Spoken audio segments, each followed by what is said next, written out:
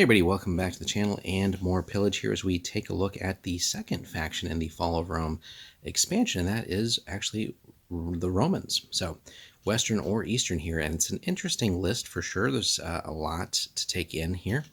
So obviously representing the last period of the Imperial Roman era in the West. Obviously the Eastern Roman Empire continues on, but let's take a look at what we get here. There's, again, just a lot going on compared to the normal factions here. So we have some special rules. First of all, mounted archers. So Roman cavalry can be equipped with bows, and basically the same constraints on cavalry as it does on infantry, but nonetheless you do have mobile archers, so that's something. The banner for the Romans is probably one of the biggest factors here, and we'll take a look on the army list page here in just a moment. It is a very expensive war gear option, but arguably better than the standard banner. So follows the same rules as ordinary banners. However, instead of allowing hit rolls of 1 to be re-rolled, which obviously helps with offense, right? But this banner lets you re-roll let's say that again, all failed defense rolls instead. That is huge. So if we can maximize the benefit of that, and arguably, we're gonna have to cluster together a little bit just to be in range of the banner, but that is massive, right? So Romans already can, if you want to spend the points, be quite well armored. Getting a reroll out of that, and if we can keep the banner guy alive, basically surround him with as many bodies as possible, that's going to be huge. Realistically, we should be able to outlast the enemy even with some lesser rolls. Just getting these constant rerolls is massive. A couple more things.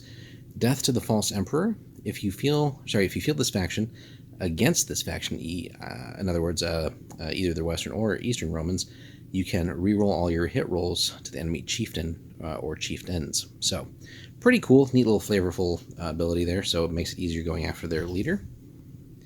And ideally, if we can break the enemy force essentially by doing that, that will be pretty powerful. Missing pay is another fun one. On the other hand, if one of your chieftains dies, your warriors suffer a -1 penalty to the ensuing morale check. So basically, you'd be fleeing on a 1 or 2. So again, very thematic, and really these two are just very good, colorful and characterful rules. Their talents here. We get 2 of them. The Federati.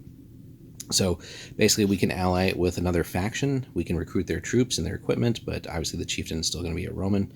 And the neat thing here is, though, all the allied faction special rules apply to the allied figures in your army.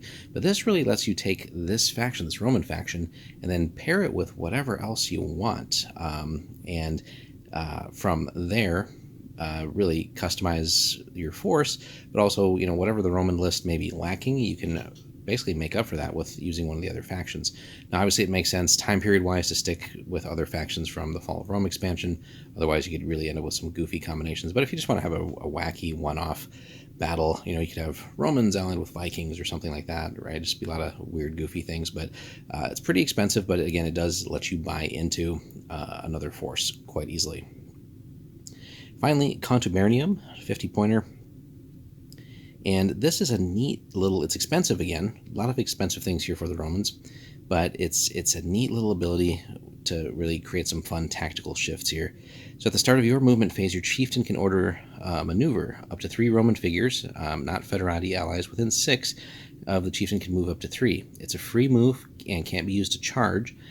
Figures move this way then can resolve their own movement phase normally. So it lets you get that extra 3 inches of movement, either to get into a better position to deal with an enemy, or maybe get away from an enemy and ruin their chances of getting effective charges off, or kind of luring them or baiting them into bad positions.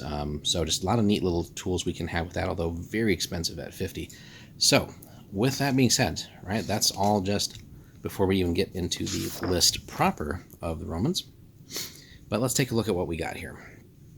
So interestingly, no access to a healer and no supply wagon.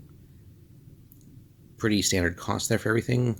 20 for the cataphracts. Chieftain is, I think, actually a little bit of a discount, right? Most of them tend to be 50, so that's pretty nice there. Obviously, unarmored is free. Armor across the board at 5 and shields at 5. That's very generous. So some factions I think are a little bit more expensive in there.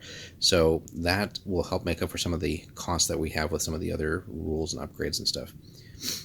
Melee weapons, again, improvised is free. The Hasta is 10. Hand weapon is pretty standard there at 10 as well. Kantos, though, at 15 for the cataphracts, which is very potent. Ranged weapons, pretty basic stuff there. Interesting that they don't have the javelin. Bow is, again, fairly expensive, 25 gold, but they have access to slings and plombadas, though.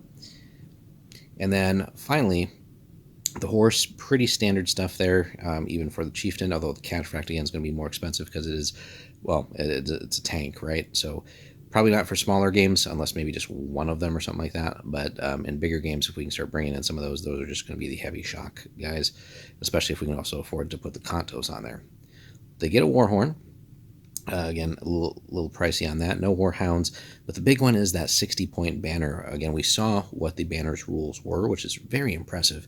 But 60 is astronomical in price, right? That's just 60 base warriors with no gear. Or sorry, not 60. Six warriors with no gear for the price of that banner. So again, probably not something we're going to field in any small games. But on the larger side, that's where we can afford that investment. And it's really just going to keep those infantry units and, well, whatever's close, basically alive as much as possible, right? A reroll on a missed armor save is huge. And if we think about it, right, if just going back here to the banner, reroll all failed defense rolls instead, and it just says basically models that are within the range of that get to reroll that. So a trick, we'd have to really start pricing out and kind of testing it. But depending on how we have things set up, we could potentially keep like the cataphracts within range of the banner, and then just kind of letting them fight anything that gets close. And imagine having the cataphracts with a reroll to their save is pretty damn good. So all in all, some neat things for the Romans here. Again, very expensive as far as the upgrades out there, including like the talents, the banner, etc.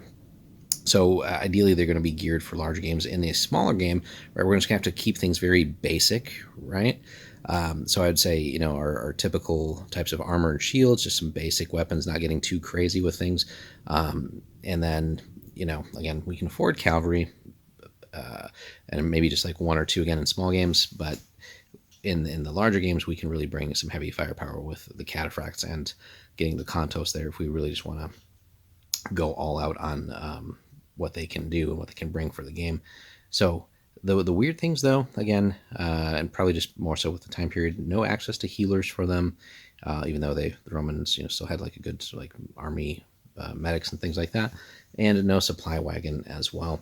But the other trick that the Romans can bring is, again, if we want to buy into it, it is expensive again, is 60 gold for the Federati. And that's just, again, buying access into that. That's not any of the models yet from the other factions. But again, we can then, whatever we feel like we're not getting with our own list here, at whatever game that we want to employ that rule in, we have access to every other faction basically, and from there we can build what we need or what we're maybe lacking as far as specialists and stuff go. But again, 60 gold for a lot of these things. 60 there, 50 there, 60 for the banner. You can see where if you wanted to really have all the toys and have those two things, that's right, that's what, 120 and 50, 170 gold without even putting a single model on the board if we wanted to have all of those essentially fancy toys for the Romans. So just things to consider. And then, you know, if we wanted to, you know, if you really like cataphracts, right, and want more than just a few of those, that adds up quickly too. So big games, I think the Romans can definitely bring a lot of stuff and some powerful abilities. But again, the enemy is just going to have the numbers on you too. So it all balances out. But it's just interesting to see what you can do with that. Let us know, guys, if you have tried the Romans here in this expansion for Pillage so far. Hit us up in the comments, like and subscribe, and we will see you in the next one.